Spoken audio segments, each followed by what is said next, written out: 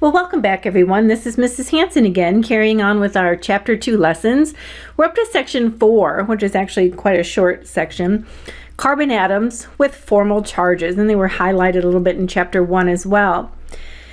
Remember that, typically speaking, an atom of carbon in its most stable form will have 4 bonds. So that's simply because carbon lives in group 4A. We represent those with 4 valence electrons. It needs to have an octet, and so it will do so by creating 4 bonds. We said those could be 4 single bonds. It could be 2 single and a double. It could be 1 single and a triple, but the requirement there, of course, is 4 bonds. So that means that carbon has no formal charge if it has 4 bonds. But what happens if it does have a formal charge? And that's kind of where it's getting in this section. It says carbocations have only 3 bonds and therefore a formal charge of +1. So for example, here's a carbon and I see that it has only 3 bonds, and what it has here is an actual empty orbital. That empty orbital is changing its molecular geometry from sp3, which is 4 bonds, to an sp2 hybridized, which makes it a very flat trigonal planar molecular geometry. Since it's having a third, the sp3 orbital is completely empty, it's missing electrons.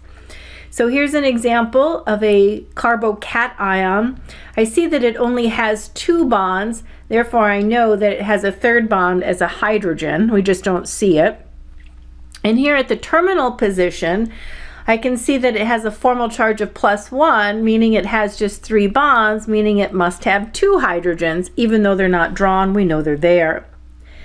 Now a carboanion, a negative ion, has 3 bonds and an extra electron. That's how it receives a negative formal charge. Remember, formal charge, just to kind of help us remember, formal charge is defined as the group number it lives in, so that's its valence electrons, just based on the, that's not spelled right, the valence electrons, just based on where it lives on the periodic table, minus the assigned electrons. So I drew a circle around this carbon, and inside that circle is 1, 2, 3, 4, 5 assigned electrons. Lives in group 4, but there's 5 electrons assigned, making it a -1. So both carbocations and carbanions have 3 bonds, but the difference between them is the nature of that 4th orbital, that sp3 orbital. It's empty in a carbocation, and it's occupied by a lone pair in an anion. So this again would be sp3 hybridized.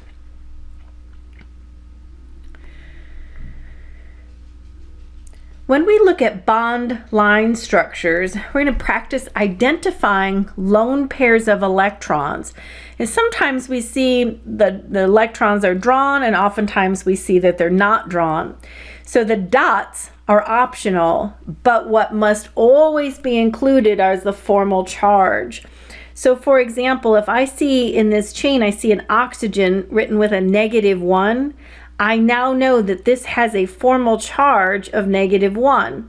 So therefore, since oxygen lives in group 6, what number of electrons must be on that to give it a -1 overall?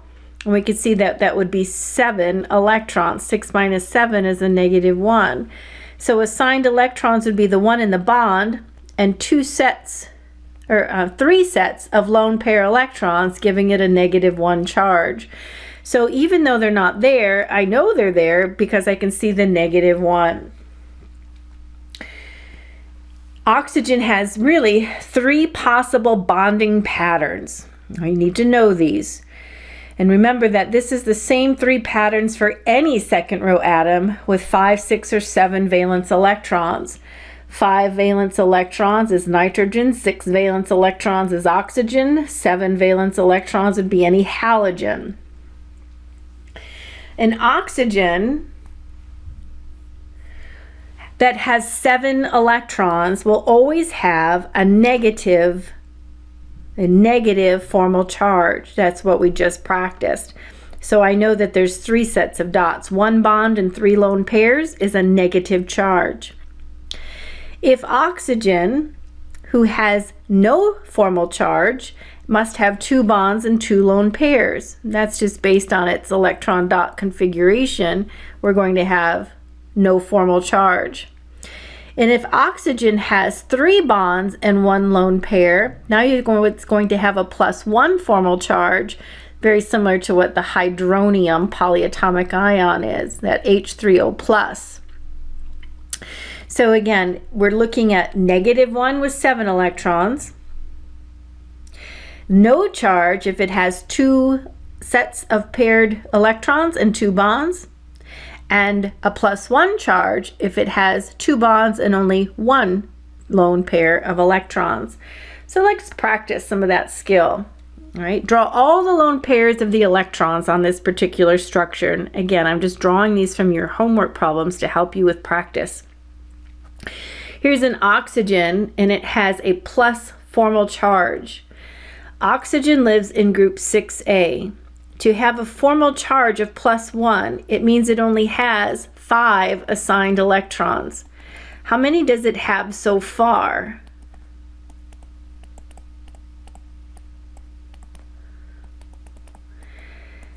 It has 1, 2, 3 assigned electrons, half of a bonded pair.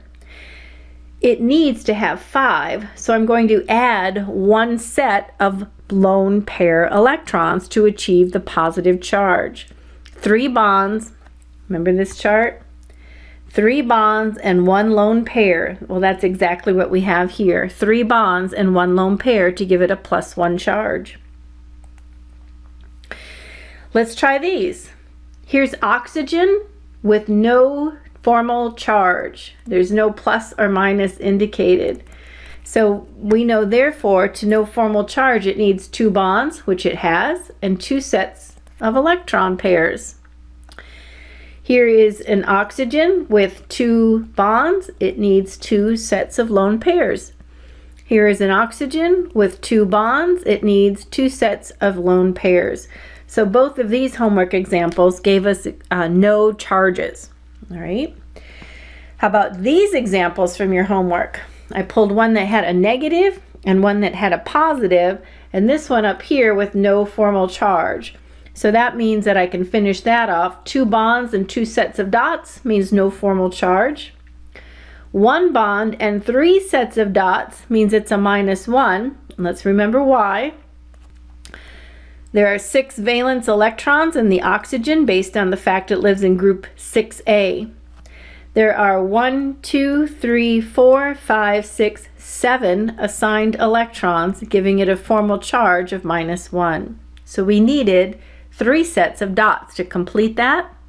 And up here, 2 sets of dots with the no formal charge. In letter H, it has a plus formal charge, a +1. Oxygen lives in group 6A. How many dots does it need to end up with a +1 charge overall? And that answer is 5. It has 1, 2, 3 already, half of each bonded pair, meaning it needs a set of dots. 1 set of dots only to leave it with a +1 charge. How about that for nitrogen? The formal charge on nitrogen can be calculated very much similar to what we were just doing. Remember that nitrogen lives in group 5A, so it needs 3 bonds and 1 lone pair to not have any formal charge. So 3 bonds and 1 lone pair, no formal charge. So if it has a -1 formal charge, we can see that it has an extra set of dots. 2 bonds, 2 lone pairs. If it has a positive, that means it has 4 bonds and no lone pairs. And let's practice this one. Draw the lone pairs of electrons. All right, well, let's start with this one here. I'm going to draw a circle around this nitrogen, and I see no formal charge. Nitrogen lives in group 5A, so the formal charge is calculated as 0. If nitrogen lives in group 5A, it has 5 assigned electrons. We know that it needs 5 so that it has 0 overall for its formal charge. Well, it had 3 from the bond, so I know it needs 1 set of dots. Here, nitrogen has 1, 2, 3, 4 assigned electrons already. It lives in group 5. It has 4 assigned electrons. The formal charge as it's written is a +1.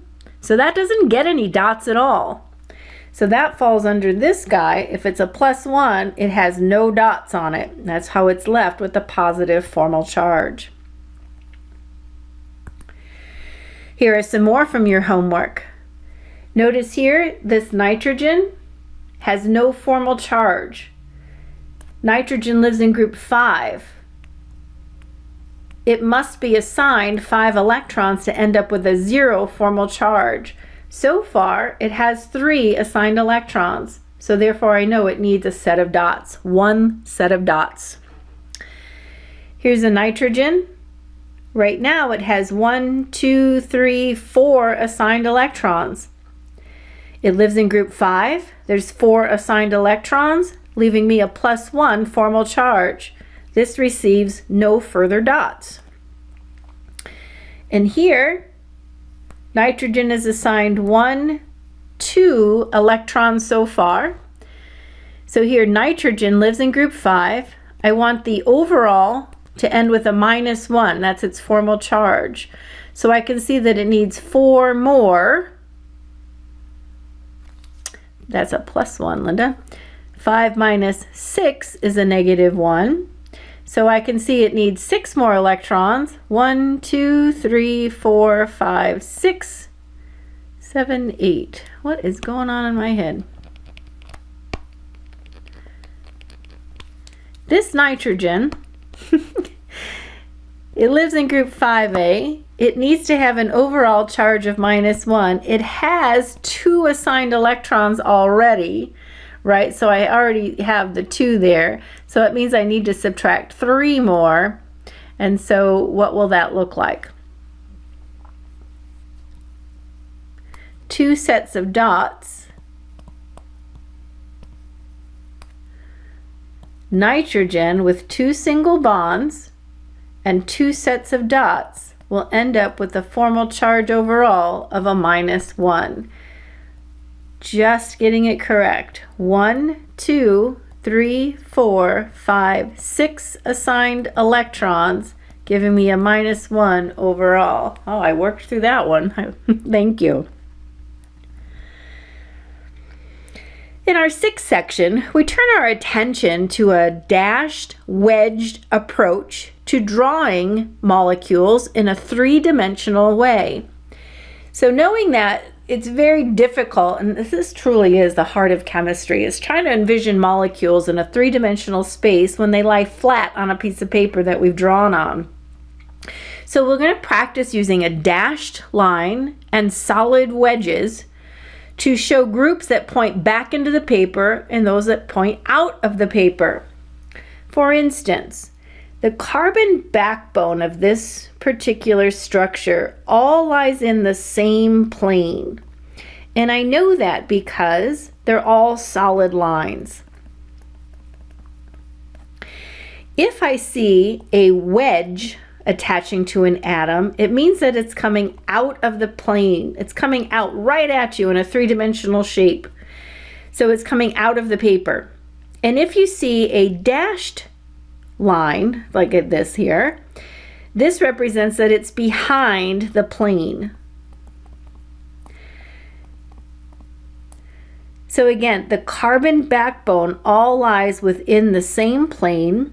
This OH group is behind the paper, and this OH group is coming out of the paper.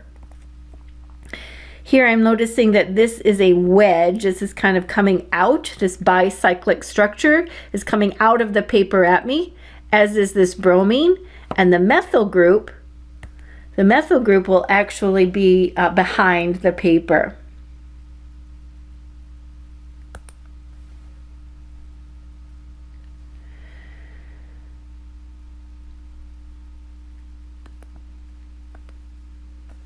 Yeah, that's not what I wanted to do. There we go. There are other ways that we can see some three-dimensional structures, and again, we'll practice these in upcoming chapters for sure. We need to recognize what a Fischer projection is. Oftentimes, carbohydrates in biochemistry are represented by Fischer projections. These are all chiral carbons. We'll learn about that in chapter 5. And it's showing me that in the same plane, these carbons are in the same plane in a backbone.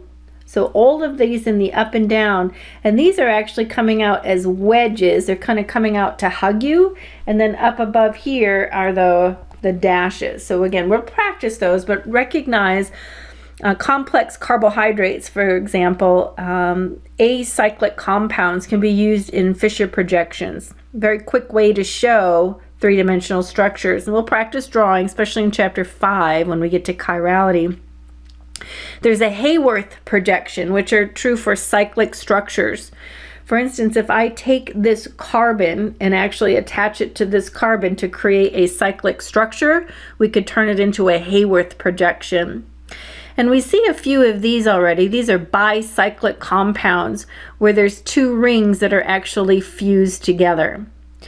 So really just the shape of this compound kind of helps us to interact biologically, especially for enzyme substrate chemistry, and gives us an accurate depiction on how to interpret 3D bond line structures. At this point in our journey, we just need to recognize them.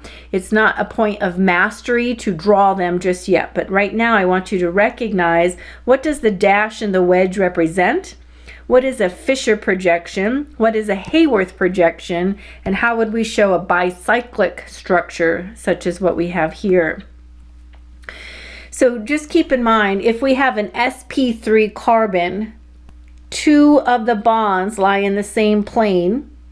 One of them must come out as a wedge and one of them must come out as a dash. 4 bonds, 2 in the same plane, one's a dash, one's a wedge. And if you have a longer carbon chain, let's put 4 carbons in a row, you always want to make sure that the carbon backbone is in the same plane. So that's when we draw these zigzags. Now, if this carbon has 2 bonds that are already in the plane, the 3rd bond must be a wedge. The 4th bond will come out as a dash. That's coming out and behind. So again, one of these must be a wedge. The other must be a dash. And even if the terminal carbon has 3 hydrogens, one will be in the same plane, one will come out as a dash and wedge. Let's begin a talk, really about through the end of this chapter, about resonance structures. So this is going to show us a little bit of a limitation to these bond line structures, which are truly generally efficient for most structures. They're really the preferred way to draw a structure. A pair of bonding electrons is always represented as a line drawn between 2 atoms. So here is a bond drawn between 2 atoms. It's a single bond between 2 carbon atoms. Here is a bond drawn between 2 carbon atoms. And here is a double bond drawn between 2 carbon atoms. So we can typically see a pair of bonding electrons being represented by a line drawn between 2 atoms, which implies really that the electrons are confined to that particular space, which is true for this particular structure, but it's not always true, and that's where we're leading to this idea of resonance. Pi bonds and or formal charges are often more spread out than a bond line structure can imply, and that's what I mean by a drawback. So let's consider, for example, an allele carbocation. Now, what does this word mean, allele? It means I have a double bond. Oh, I just got a text, I read it. A carbon to carbon double bond, and then next door to that is an allelic position. The allelic carbocation, for instance, means that the carbon not in the bond, but one directly next to the bond, would have an empty p orbital. This would be an sp2 hybridized carbon because it has a formal charge of +1. In this case, the pi bond is actually distributed evenly throughout this entire structure. And we know this is true by examining bond lengths. You remember a little while ago I said the longest bond length is a single bond. A little bit shorter than that, based on electron density pulling the atoms together, would be a double bond. And even shorter yet would be a triple bond. That's exaggerated, but we can get the idea that the more electron density between the atoms, the closer those atoms are together. They're being pulled closer. So I might suspect that this carbon to carbon might appear to where the double bond here would be shorter in length and this bond here would be longer in length.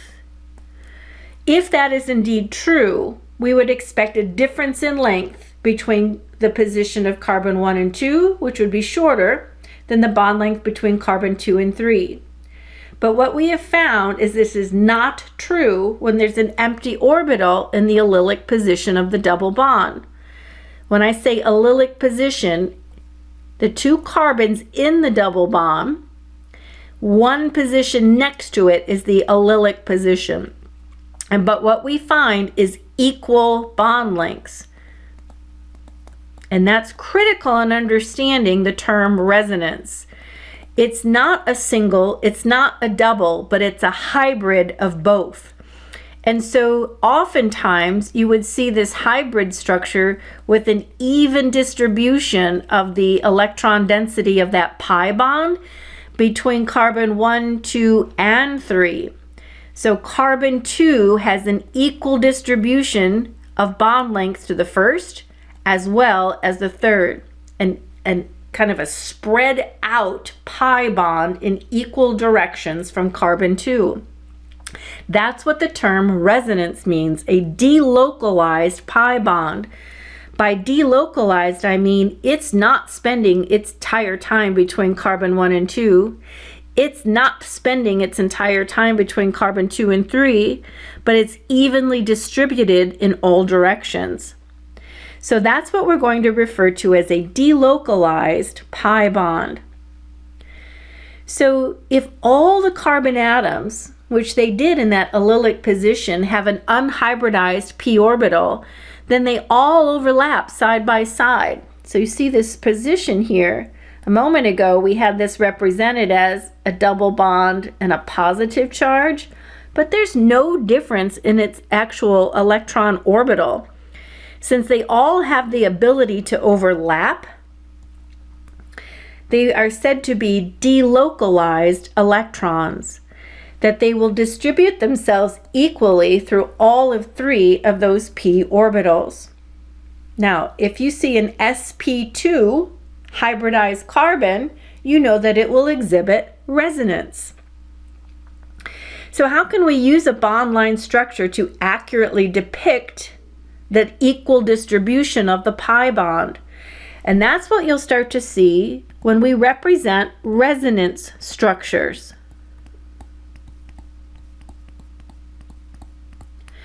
A resonance structure is an opportunity to show where the electron distribution is at any one point in time.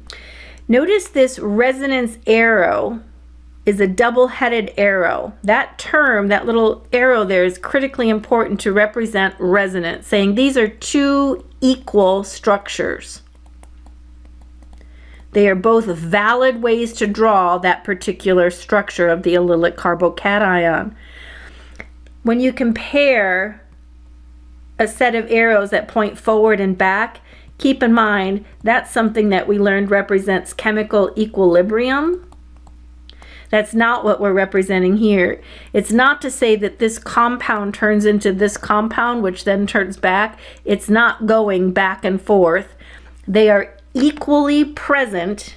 Equal means both are valid ways to draw the structure.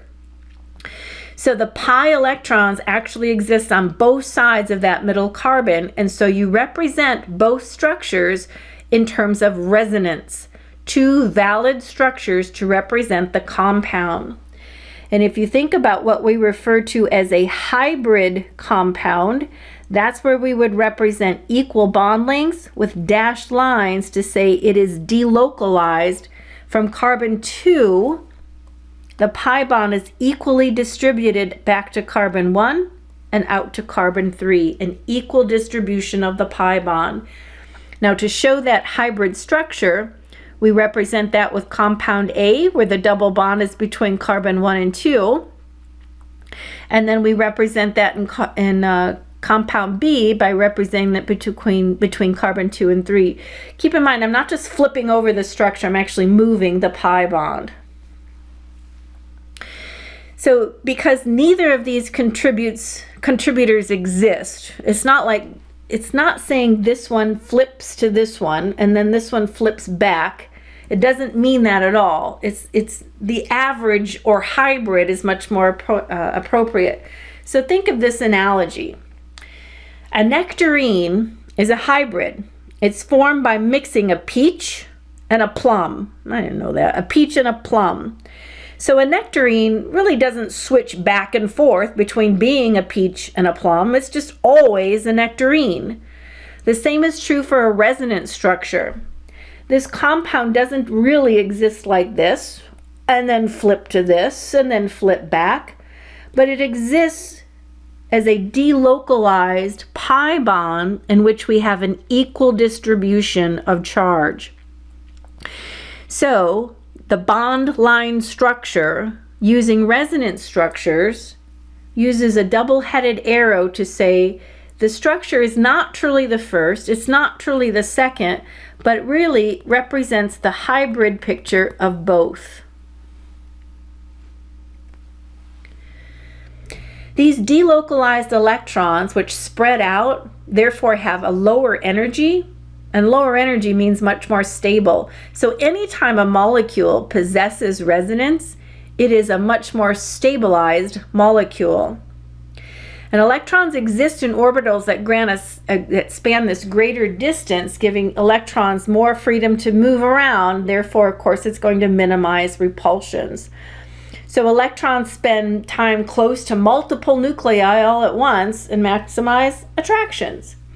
So delocalization is another term for saying resonance structure. And this charge is spread evenly over more than one atom, resulting in these charges that create a full stabilized structure. Resonance equals stability, which is a good thing. Now, how do we start moving these electrons to create one resonance structure to the next? And that's the job of a curved arrow. And boy, friends, you're going to be using curved arrows from now until forever in this course. Throughout the entire course, we will use curved arrows to show electron flow, electron movement through a chemical reaction or a resonance structure. And the faster and sooner you learn to master this skill, the easier the course becomes. All of the reaction mechanisms, every type of reagent we use, will constantly involve placing arrows, and arrows track electrons. And that's the heart of organic chemistry, is tracking electron flow. So the arrow starts where the electrons are currently located, and the arrow ends where the electrons will end up. Start where the electrons are and point to where they're going. Now that sounds easy enough, but sometimes it just takes a little practice to get the hang of what's allowed and what's not allowed in drawing arrows. And I mentioned we'll explore more and more of these curved arrows in every single chapter coming up. So there's specific rules that we might as well introduce you to for using curved arrows to describe resonance. Now, this is not reaction mechanism later in the chapters, but this is just delocalization, which is another term for resonance. So here are some rules for using curved arrows when we show resonance structures, which is delocalizing electrons, giving them an equal distribution over more than one carbon-to-carbon bond. First of all, rule 1, never show a single, which is a sigma bond, as being delocalized. In other words, the electrons that are being shared in a single bond will never be delocalized.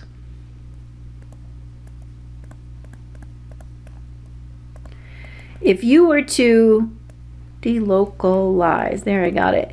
If you were to put an arrow here and move it here, these electrons will actually cause a bond to break. That's not what resonance means. We're not breaking bonds. We're moving pi bonds. So sigma bonds are never involved in resonance structures, only pi bonds. So never break single bonds. That's not what resonance is all about. Rule 2, never exceed the octet rule for any row 2 element. They simply will never break the octet rule. They have no D sublevels to expand their octet into, as the third period does.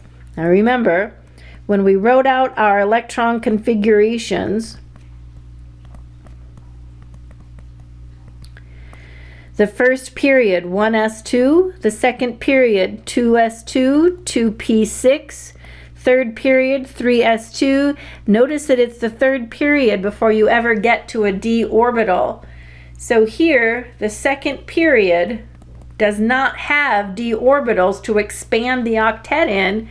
The second period is limited to just 8 electrons. So don't break the octet rule for boron, carbon, nitrogen, oxygen, fluorine. So keep in mind examples of bad arrows.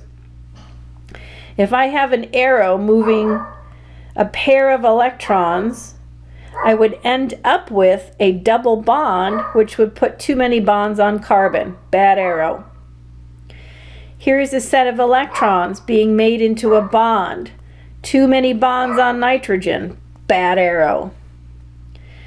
Here's a set of electrons being made into a bond. Too many 2, 4, 6, 8, 2, 4, 6, 8, 10. Too many electrons. Bad arrow.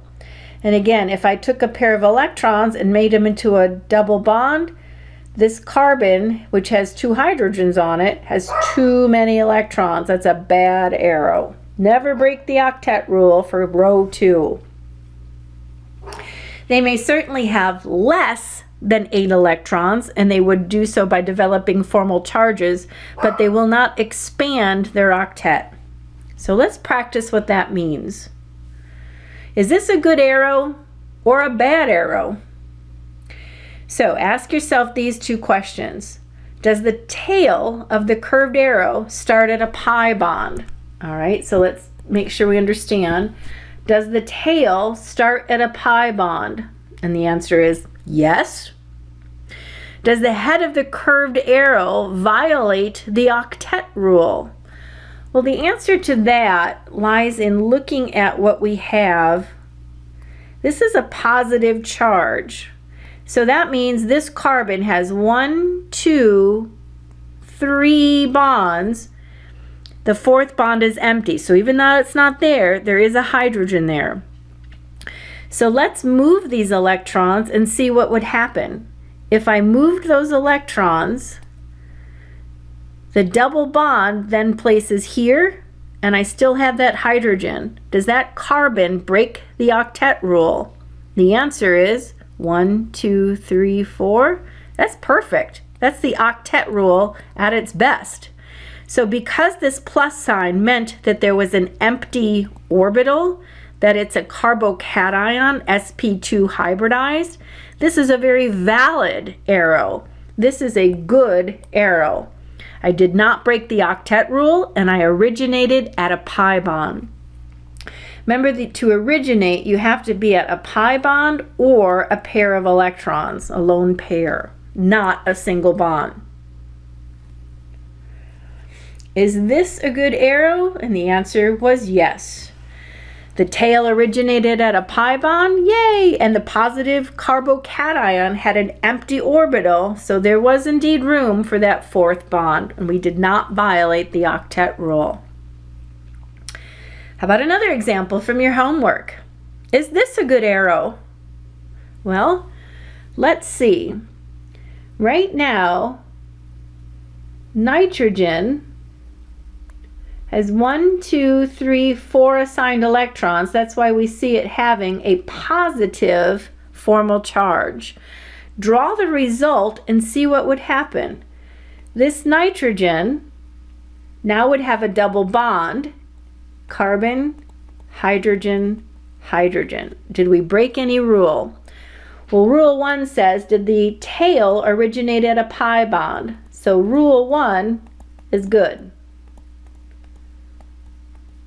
Rule 2 says you cannot break the octet rule. Let's count on nitrogen. There is a lone pair here, so this is a shared pair. 1, 2, 3, 4, 5, 6, 7, 8, 9, 10. Bad. 5 bonds on the nitrogen.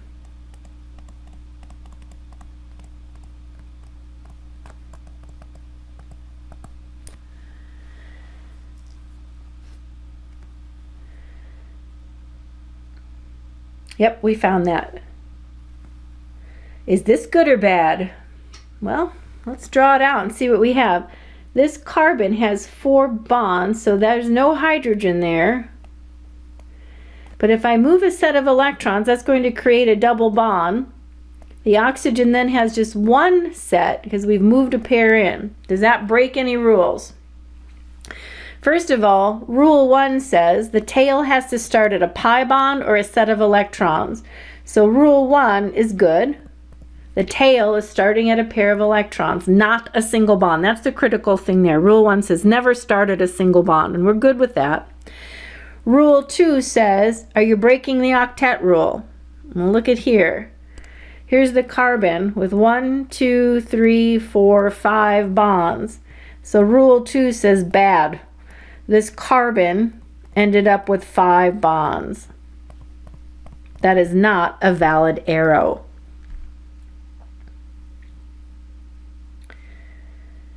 Perfect. How about one more? Let's see. Here's this carbon, the direction it's moving to. It already has 3 bonds, and I don't see a formal charge there, so I know it has a 4th bond, even though it's not drawn. Remember that the hydrogen is really there. So let's draw the result of this shift. The pi bond would then move here. There is a hydrogen on that carbon. It didn't move, so is this good or bad? Well, rule 1 says, don't start it at a single bond. Well, that's good. We started at a pi bond. How about rule 2? Never break the octet rule. Well, what happened here? Here's carbon with 1, 2, 3, 4, 5 bonds, so that's bad. Carbon has too many bonds.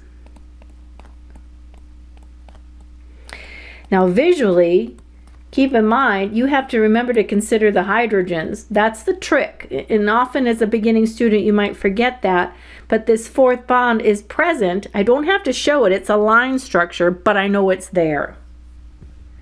So again, bad bond. Bad, bad arrow. Oh, we got another one. I'm doing all your homework for you. Is this a good arrow?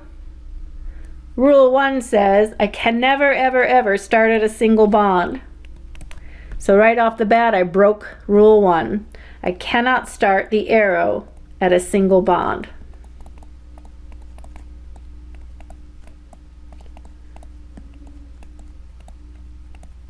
Bad arrow.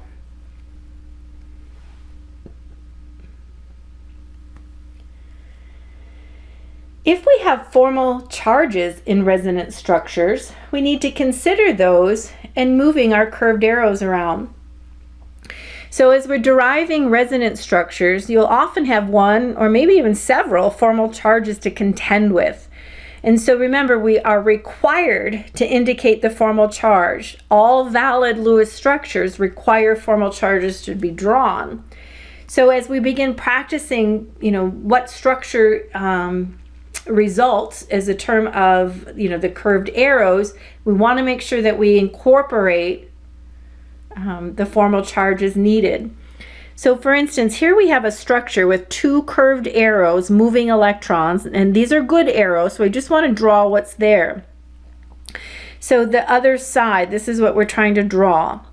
So I noticed that the oxygen had 2 sets of lone pairs, but I'm moving one in to be a double bond. So I get a double bond there. One of these comes out. This particular double bond then moves to be a set of lone pairs. All right, so that's the result of the moving of electrons. This guy forms a double bond, that's here, and this guy here is going to put a pair of electrons on that carbon. Now, this carbon had 1, 2, 3, 4 bonds, no formal charge. This carbon had 1, 2, 3 bonds, and so therefore there is a hydrogen there. So keep that in mind as you're deciding formal charge. You know, we have to make sure that we take into consideration hydrogens. Let me say that again. This carbon already has 4 bonds, right? 1, 2, 3, 4. So no hydrogens there. This carbon has 1, 2, 3 bonds, but no formal charge, meaning that there is a 4th bond. It's just not drawn. So we know that there is indeed a hydrogen. So now let's calculate formal charge so that our structure is completely correct. Draw a circle around the oxygen. Oxygen lives in group 6A, so there's 6 valence electrons. It has 1, 2, 3, 4, 5 assigned electrons around it, meaning that its formal charge is a +1. We have to indicate that next to the symbol. Here's the carbon. Draw a circle around the carbon. Carbon lives in group 4. How many assigned electrons? Well, half of every bonded pair. So 1, 2, 3, 4, 5. It has 5 assigned electrons, meaning it has a formal charge of negative. So I have to show those in my resonance structures or it'll be wrong. So this is a section just reminding us that make sure when you're drawing resonance structures and you're moving electrons to consider formal charge as you develop your structure. We can draw the other resonance structures by following the instructions provided by the curved arrows, which is exactly what we just did in the previous slide. And then we added on the formal charge, which we decided oxygen was a plus, and the carbon here was a negative because we knew there was a hydrogen attached. And that's going to be your practice, and you look at some of these skill builders in this section. We can look at a couple together. You want to draw resonance structures. You're just following the arrows and then drawing any kind of formal charge from it. So for instance, here we have an oxygen, and I just like to get my skeleton set. The oxygen had 3 sets of lone pairs, thus the negative charge, but one of them now is being moved to create a pi bond. So there's the first electron movement. This pi bond is now going to form a set of lone pairs down here. So that's the other structure. I'm not done yet because I have to consider formal charge. I draw a circle around the oxygen. I know oxygen lives in group 6. It has 1, 2, 3, 4, 5, 6 assigned electrons. It has no formal charge. Perfect. This carbon, by the way, had a hydrogen on it, right? You remembering to check that. 1, 2, 3. Oh, it needs that 4th bond. So 1, 2, 3, 4, 5 assigned electrons gives me a formal charge of a negative. So as I redraw that structure, just to kind of clean it up, you have an oxygen double bonded, and you need to have a set of lone electrons with a negative charge as that resonance structure. And that's how we drew that structure at the end. Notice we put them in a bracket. We have a double-headed arrow to say they are in resonance, 2 equal structures. And of course we understand that it's a hybrid of both. It's not one or the other. It's not flipping back and forth, but it's both at the same time. Want to try some more? Here we have a structure, and again what we would do is draw a double arrow and we put it in a bracket. We have the pi bond moving to this side. All right, so here's a carbon, has one bond already. I know that there's two hydrogens there. To give it a +1 formal charge, it only has 3 of the 4 bonds. This carbon has 2 hydrogens because the 2 bonds are in double bond there, so it's 2 more. Remember, the hydrogens don't move, they're still there.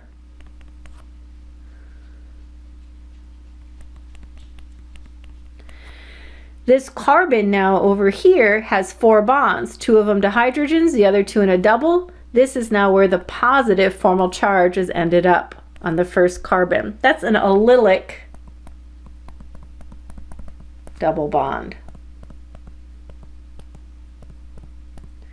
Right?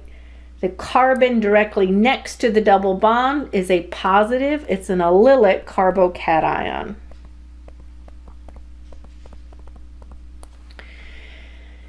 Let's draw with a resonance structure. Here we see that we have an aromatic functional group.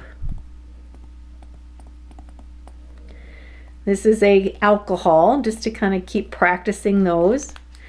And I noticed that one set of the electrons on the alcohol excuse me, went through to become a double bond. So there's the double bond from moving here. That's a double bond, not coming out very neat. This double bond shifted down. This double bond became dots, and this double bond was untouched. I just think that looks messy.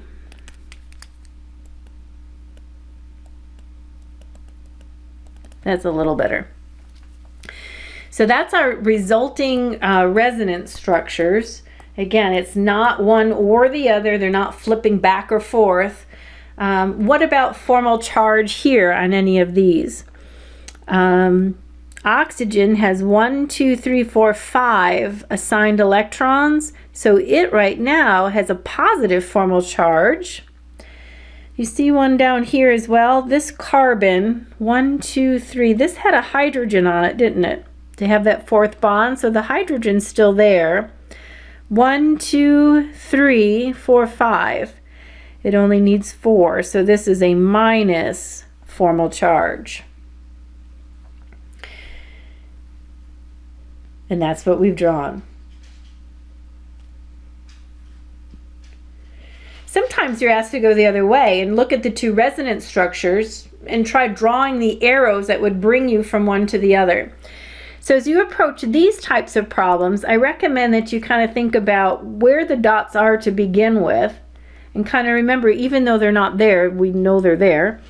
To be a negative charge, we know that it has to have 6 dots. So really what I'm doing is bringing up a set of electrons to break the pi bond and put a lone pair up on the oxygen. Hi, puppy. That's going to leave the carbon with only 3 bonds, and thus that's why you see its positive formal charge. And oftentimes, since these are going back and forth, the arrow should be placed on both structures. So to go back and forth, arrow number 1 breaks the pi bond, makes a double bond. Arrow number 2 puts the lone pair back as a double bond. So this is going either direction from that arrow. Here's another example. Draw curved arrows to represent how one resonance structure converts to the other. Here you notice that a pi bond is just moving location. Here you're noticing that the pi bond would be moving location. So that only requires 1 arrow, doesn't it? And that was that. Pretty easy. And another one from your homework. Now remember, even though these aren't there, you have to envision them, right? So what we're doing is moving a pi bond to become a set of lone pair. Doesn't matter where, it's going to land on the oxygen. And I needed a second arrow because I noticed the pi bond in the cyclic structure moved location as well, resulting in formal charge on this carbon with only 3 bonds, and on this oxygen now with 7 assigned electrons. If you wanted to go the opposite way, we just move a pair of electrons back and we move the double bond back. Perfect. I'm going to pause the video here and call this our lesson 2. I know lesson 1 was quite long. This will be lesson 2. There's one more video lesson awaiting for you to finish out the structures of resonance. Come on back when ready.